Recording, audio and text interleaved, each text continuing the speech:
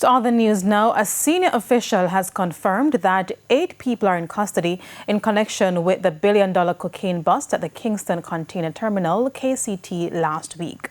Several people employed to the KCT were taken into custody Friday after operatives from the Firearms and Narcotics Division and Jamaica Customs Agency, backed by the Specialized Operations Branch, swooped down on the facility. The employees are suspected to have been running a smuggling syndicate at the terminal. Investigators remain tight-lipped as they pursue leads following the find.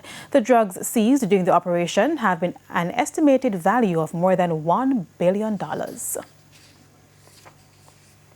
Regionally now, Trinidad and Tobago-based Express newspaper in today's edition has highlighted what it says is an emerging sense of discord among judges of the Caribbean Court of Justice based in Trinidad and Tobago.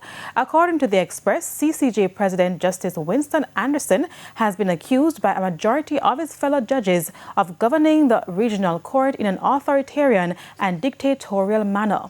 The Sunday Express reports that internal correspondence exclusively obtained by the newspaper shows that 5 of the CCJ's 6 sitting judges challenged Justice Anderson's leadership. One of the justices reportedly warned of creeping patterns of anti-democratic approaches, and another called for an urgent meeting to address what was termed a level of disenchantment that may be approaching a crisis point if not addressed.